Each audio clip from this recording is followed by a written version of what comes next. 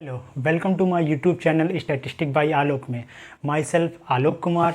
और जैसा कि हम लोग पिछले लेक्चर्स में पढ़ चुके हैं probability, what is probability and probability की डिफिनीशंस, फार्मूला एंड हिस्ट्री। तो आज उसका सेकंड लेक्चर है प्रोबेबिलिटी का। तो उसमें हम लोग देखेंगे बेसिक टेक्नोलॉजी ऑफ प्रोबेबिलिटी। तो चलिए शुरू करते हैं। Let start the basic technology of probability का पहला टॉपिक। तो जो पहला टॉपिक है उसमें हम लोग जानेंगे कि रैंडम एक्सपेरिमेंट होता क्या है। ठीक है, रैंडम एक्सपेरिमेंट टर्मिनोलॉजी का ये पहला टॉपिक है। रैंडम एक्सपेरिमेंट रैंडम तभी होगा जब हम उसके फ्यूचर के बारे में नहीं बता सकते हैं। इसका मतलब ये है कि रैंडम एक्सपेरिमेंट में चीज़ें रैंडम होनी चाहिए। अगर हम उसके फ्यूचर के बारे में ही बता देंगे तो रैंडम नहीं रह जाएंगे। इसलिए रैंडम एक्सपेरिमेंट होने के लिए दो कंडीशंस जो हैं वो सेटिस्फाई करनी चाहिए। ये जो दो कंडीशंस हैं वो ये हैं कि कंडीशन रैंडम एक्सपेरिमेंट तभी होगा जब दो कंडीशन सेटिस्फाई करेंगे। तो पहली कंडीशन है it has more than one possible outcome. मतलब कि रैंडम एक्सपेरिमेंट तभी होगा जब एक या एक से ज़्यादा पॉसिबल आउटकम्स हों। और दूसरी कंडीशन ये है कि रैंडम एक्सपेरिमेंट में it has not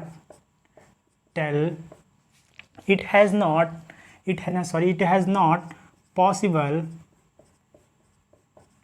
to tell मतलब कि प्रीडिक्ट द आउटकम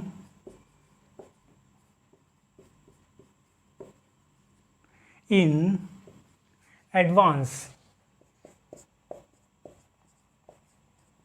मतलब कि रैंडम एक्सपेरिमेंट तभी होगा जब हम उसके एडवांस के बारे में या फ्यूचर के बारे में नहीं बता सकते। जैसे कि एक एग्जांपल के थ्रू समझते हैं हम लोग। जैसे कि एक पत्थर होता है, एक पत्थर को अगर जो हम लोग ऊपर की ओर फेंकेंगे, मान लीजिए कि एक पत्थर है, ये पत्थर को हम लोग ऊपर की ओर फेंके तो वो ऊपर की ओर जाएगा और ऊपर की ओर जाके फिर वो नीचे गिर जाएगा। मतलब कि ये तो हमको पता ही है फ्यूचर में भी पत्थर के साथ क्या होने वाला है। पत्थर को ऊपर फेंकेंगे वो नीचे ही गिरेगा, इसको कोई भी बता देगा। तो ये रैंडम नहीं है। रैंडम एक्सपेरिमेंट वे एक्सपेरिमेंट होते हैं जो एक से दो बार हम उनको टॉस करें। जैसे एक हम एग्जांपल ले लेते हैं कॉइन का। रैंडम एक्सपेरिमेंट का एग्जांपल है टॉसिंग अ कॉइन। मतलब कि अब अगर जो हम एक कॉइन को टॉस करेंगे तो उसमें दो पॉसिबिलिटी बनती हैं, एक तो हेड, दूसरा टेल। तो हेड या फिर टेल हम ये नहीं बता सकते। हम बार बार एक्सपेरिमेंट करेंगे 1 टाइम्स 2 टाइम्स 3 टाइम्स, तो ये नहीं बता सकते कि हमेशा हेड ही आएगा। कभी टेल भी आ सकता है, कभी हेड आ सकता है। तो ये जो एग्जांपल है टॉसिंग अ कॉइन, ये रैंडम एक्सपेरिमेंट का है। और जो पत्थर का कॉइन है, एक स्टोन का, ये रैंडम एक्सपेरिमेंट नहीं है। मतलब कि रैंडम एक्सपेरिमेंट होने के लिए दो कंडीशंस होंगी, वो सेटिस्फाई होनी चाहिए। मतलब कि एक पहली कंडीशन है it has more than one possible outcome, दूसरा it has not possible to tell outcome in advance. मतलब कि एडवांस में हम उसके फ्यूचर के बारे में कभी नहीं बता सकते। जैसे कि एक हम लूडो में जो पासा होता है डाइस को, उसको रोल करेंगे तो उसके फ्यूचर के बारे में नहीं बता सकते। कभी 1 आ सकता है, कभी 2 आ सकता है, कभी 3, कभी 4, कभी 5, कभी 6, ऐसे ही होता है। तो इसका दूसरा भी एग्जाम्पल हम लिख लें। ये पहला example and second example a throwing a dice. ऐसे ही हम दो टास्क को साइमल्टेनियसली थ्रो करें। हम लोगों ने देखा रैंडम एक्सपेरिमेंट क्या होता है। अब दूसरा जो टॉपिक है वो है सैम्पल स्पेस। सैम्पल स्पेस जो होता है वो होता है set of all possible outcome. मतलब कि जितना भी हमारे पास आउटकम्स आएंगे उनका अगर जो हम एक सेट बना ले, एक सेट के अंदर डिनोट करें, तो वो सैम्पल स्पेस होता है। तो जो सैम्पल स्पेस होता है हम लोग उसको यूजुअली डिनोट करते हैं एस से। ठीक है, तो सैम्पल लेट्स एक एग्जाम्पल के थ्रू हम लोग समझते हैं। जैसे कि एक कॉइन को अगर जो हम लोगों ने टॉस किया, मतलब एग्जाम्पल के थ्रू सैम्पल स्पेस को हम लोग समझते हैं। तो टॉसिंग अ कॉइन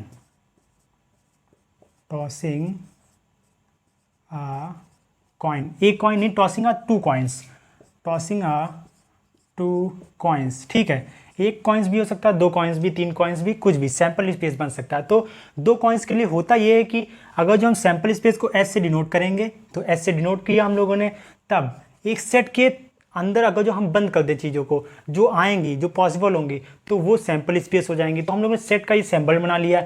इस सैम्पल में अगर जो दो कॉइन को टॉस कर रहे हैं, तो एक कॉइन को टॉस करते हैं तब या हेड आता है या फिर टेल आता है। ऐसे करके दो को अगर जो हम लोगों ने टॉस किया तो कभी हेड आएगा, कभी हेड आएगा, 2 बार हेड आ सकता है, या फिर हेड टेल आ सकता है, या फिर टेल हेड आ सकता है, या फिर टेल और टेल आ सकता है। तो देखिए सैंपल स्पेस को ऐसे डिनोट किया हमने और एक सेट के अंदर हमने रख दिया, तो ये जो हो गया वो सैंपल स्पेस हो गया। मतलब कि जितने पॉसिबल आउटकम हैं उनको हम लोग एक सेट में रख दें तो सैंपल स्पेस हो जाता है। तो सैंपल स्पेस को ऐसे डिनोट करेंगे, जैसा कि डिफिनेशन में लिखा है, the collection of all possible outcomes of a random experiment is called sample space. अगर हम इस सेट में से हम एक एक ईच पॉइंट निकाल लें, एक एक मतलब कि हेड हेड निकाल लें हम, ठीक है, तो इसको इस सेट को हम अलग लिख दें, तो ये जो है या फिर हेड टेल को हम अलग सेट में डिनोट करें, तब ये है, ये सैंपल पॉइंट होगा। ईच पॉइंट, ईच एलिमेंट या each point of the sample space is called sample point. मतलब सेट को अगर जो हम अलग अलग डिनोट करें तो सैंपल पॉइंट होता है। अगर जो एक साथ सब पॉसिबल आउटकम्स को लिख दें तो वो सैंपल स्पेस होता है। जैसे कि हमारे लाइफ में 2 केस होते हैं, एक सक्सेस और एक फेलियर। अगर जो इन दोनों को हम एक सेट में डिनोट कर दें तो हो जाएगा सैंपल स्पेस, एक सक्सेस का और एक फेलियर का। यही ने देखा सैंपल स्पेस। अब देखिए ट्रायल एंड इवेंट। जो ट्रायल होता है वो एक पार्टिकुलर परफॉर्मेंस होता है, मतलब कोई चीज़ को हम लोग ट्रायल करते हैं या परफॉर्मेंस देते हैं, वो ट्रायल होता है। और जो इवेंट होता है वो जो सबसेट होता है, subset of sample space, subset of sample space is called event. जो इवेंट होता है वो सबसेट होता है सैंपल स्पेस का। चलिए हम एक एग्जांपल के थ्रू इन दोनों को समझते हैं। जैसे कि एक टॉसिंग अ कॉइन, जो टॉसिंग अ कॉइन है वो ट्रायल है, but getting a head and tail is a event. तो लेट्स एग्जाम्पल हम लोग देखते हैं। अगर जो एग्जाम्पल देखें, example tossing a coin, tossing a coin, ये जो है ये है ट्रायल। टॉसिंग अ कॉइन ये है trial, and getting head and tell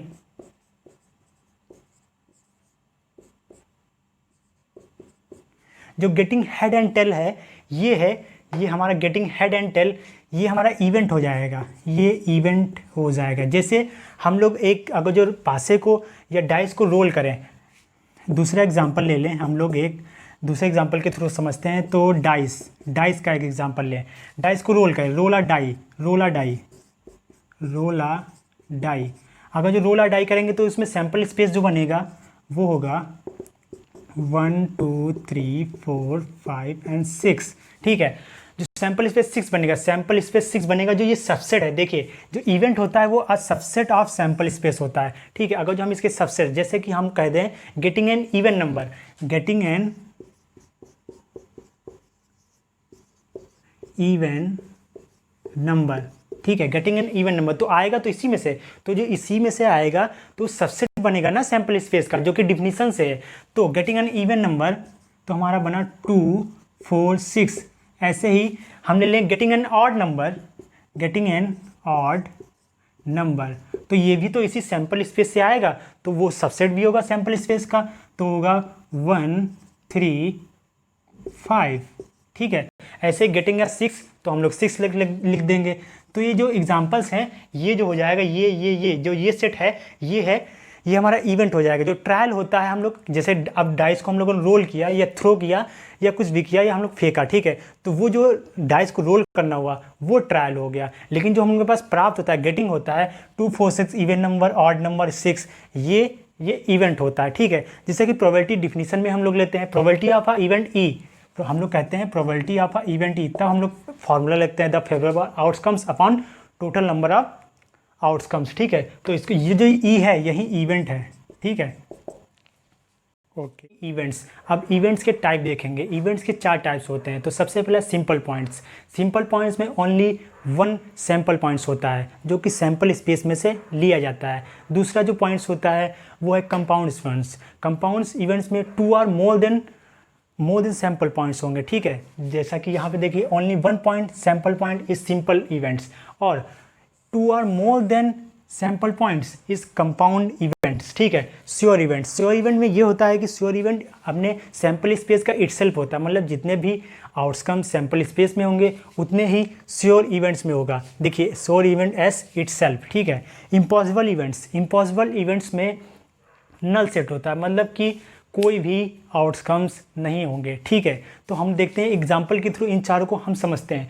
तो सिंपल इवेंट, जैसा कि अगर जो हम लोग एक रोल को डाई करें, एक डाई को रोल करें, ठीक है, सॉरी एक डाई को रोल कर रहे हैं, तो जो उसमें सैम्पल स्पेस बनता है वो बनता है 1 2 3 4 5 एंड 6।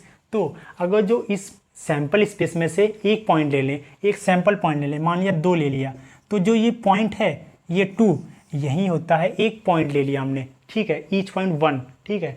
तो वो हो गया सिंपल इवेंट। अगर जो 2 या 2 से ज़्यादा पॉइंट ले लें तब वो होगा कंपाउंड इवेंट। जैसे कि ये सैम्पल स्पेस दिया है, अगर जो हम कहें getting an even number, getting an even number, तब आएगा 2 4 6। ये देखिए इस सैम्पल स्पेस से ये 1 2 3 टाइम्स आ गया ना, ये 3 पॉसिबल आउटकम्स आ गए, तो 2 आर मोर देन, तो ये हो गया कंपाउंड इवेंट। ऐसे श्योर इवेंट जितने भी आउटकम इसमें है सैम्पल स्पेस में वो पूरे के पूरे इसमें श्योर इवेंट्स में आ जाएं। जैसे कि हम लोग एक एग्जांपल के थ्रू समझते हैं कि हम लोग ले लें गेटिंग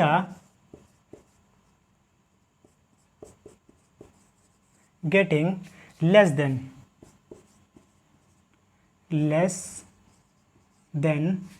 7, ठीक है। गेटिंग लेस देन 7, ये सैम्पल स्पेस की बात कर, हम डाई की बात कर रहे हैं, ठीक है। एस इक्वल टू 1 2 3 4 5 6, इसमें से गेटिंग लेस देन 7, तो 6 तक देखिए आ ही रहा है पहले से ही, तो पूरा जो सैम्पल स्पेस है वो फिर से आ जाएगा, ठीक है। तो वही होगा श्योर इवेंट, मतलब कि इटसेल्फ हो जाएगा, ठीक है। अब दूसरा है इम्पॉसिबल इवेंट। इम्पॉसिबल इवेंट में कोई भी पॉसिबल आउटकम्स नहीं होते हैं, ठीक है। जैसे कि हम लोग एग्जांपल के एक थ्रू ले लेते हैं, डाई का एग्जांपल लेते हैं हम लोग। डाई के एग्जांपल में क्या होगा, गेटिंग, अगर जो लिखे हम लोग गेटिंग ग्रेटर देन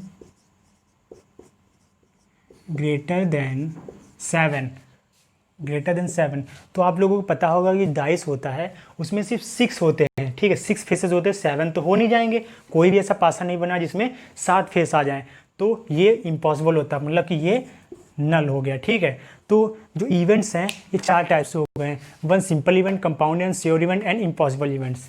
तो हम ये डिफिनीशन जो है हम पहले इसलिए लिख लेते हैं कि ज़्यादा लॉन्ग वीडियोस नहीं बने, अगर ज़्यादा लॉन्ग वीडियोस बन जाएगी तो फिर बोरिंग लगने लगेगा, ठीक है। समझा टाइप्स ऑफ इवेंट। अब देखिए इक्वली लाइकली इवेंट क्या होता है। जैसा कि हम लोग टॉपिक से समझ सकते हैं, इक्वली मतलब कि सभी इवेंट सेम होंगे तो वो इक्वली लाइकली इवेंट हो जाएगा। तो देखिए ईच इवेंट इज सेम, ठीक है, each event is same equally likely event, ठीक है। एग्जाम्पल के थ्रू अगर जो हम ले लेते हैं, एक एग्जाम्पल ले लें, तब हम लोग रोल या कॉइन का ज़्यादा हम लोग एग्जाम्पल ले रहे हैं, इसी से हम पूरा टॉपिक जो है वो कवर करेंगे, ठीक है। अगर जो एक कॉइन को टॉस करते हैं तो उसमें 2 ही पॉसिबिलिटी बनती हैं, एक तो हेड एक तो टेल, ठीक है। ये हमारा सैम्पल स्पेस बन गया, ठीक है।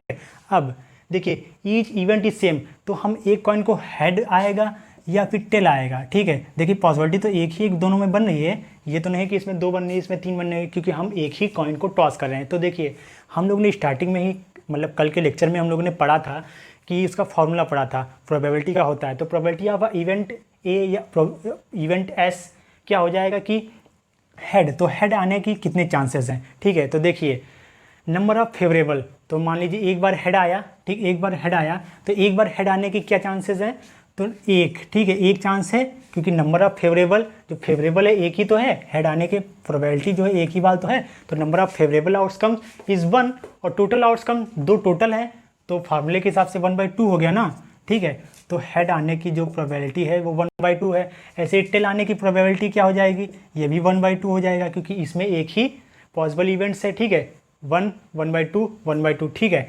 तो अगर हम इसको लिख सकते हैं 50%, इसको लिख सकते हैं 50%। तो देखिए डिफिनीशन में दिया है ईच इवेंट इज सेम, देखिए ये इवेंट भी सेम आ रहा है, ठीक है, ये इवेंट भी सेम आ रहा है, तो ये इवेंट दोनों सेम आ गए, तो ये हो गया इक्वली लाइकली इवेंट, ठीक है।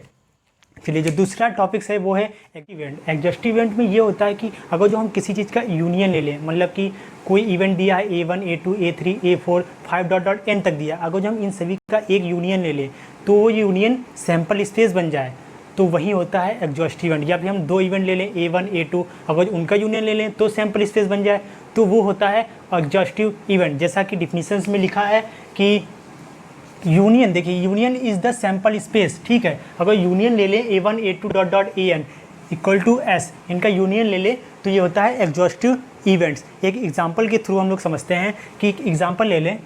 एग्जांपल, अगर जो एक हम रोल को, एक डाई को रोल करेंगे, सॉरी एक डाई को रोल कर रहे हैं, तो उसमें सैंपल जो स्पेस बनता है 1 2 3 4 5 एंड 6 बनेगा। अगर जो हम कहें ऑड नंबर ऑफ केसेस, तो इसमें ऑड नंबर, लेट ए इवेंट एक दूसरा मान लेते हैं, ठीक है। तो ऑड ले लेते हैं, ऑड केसेस इसमें के, इस सैंपल स्पेस से हम लोग ऑड केसेस लें, ठीक है। ऑड ले लेंगे तो बनेगा 1 3 एंड 5। ऐसे हैं, कहें गेटिंग एन इवन नंबर, तो V equal to getting an even number, ठीक है, 2 4 एंड 6, ठीक है। और एक तीसरा केस और ले लें, क्योंकि A1 dot dot A2 dot dot AN है, काफ़ी सारे केसेस हैं, तो हम लोग एक और C केस ले लें, ठीक है।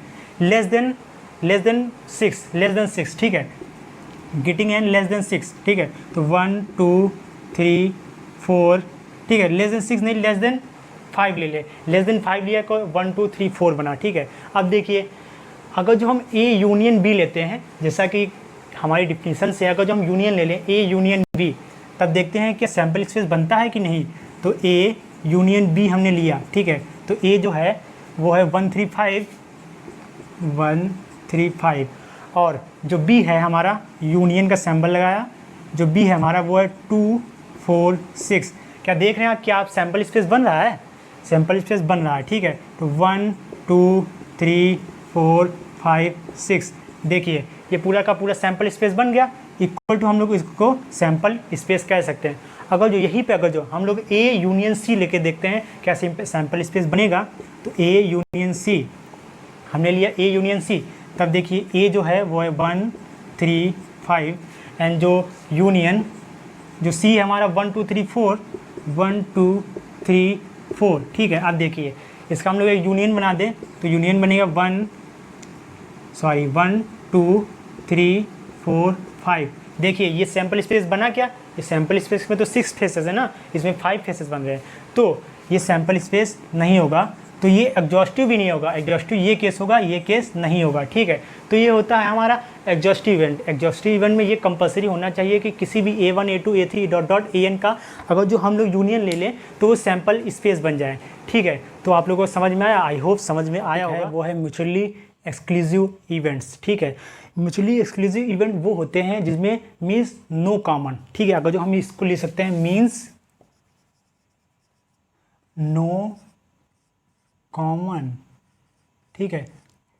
इसमें जो इवेंट्स होंगे 2 3 4 5 इवेंट ले लें, अगर जो उसमें कोई भी कॉमन नहीं है तो वो है म्यूचुअली एक्सक्लूसिव इवेंट। एग्जांपल के थ्रू हम लोग समझते हैं, अगर जो हम लोग एक कॉइन को फ्लिप करेंगे तो उसमें 2 केसेस बनते हैं, या हेड या टेल। तो देखिए मान लीजिए हम लोग ने 2 कॉइन को टॉस किया, एक देखिए ये E1 मान लिया हेड, ठीक है, एक E2 मान लीजिए टेल, ठीक है। देखिए इन दोनों में कुछ कॉमन है, कुछ कॉमन पोर्शन नहीं आ रहा है, तो यही है म्यूचुअली एक्सक्लूसिव, ठीक है। ये सैम्पल स्पेस से, ठीक है, ये सैम्पल स्पेस इसमें हेड एंड टेल है, कुछ कॉमन आ रहा नहीं।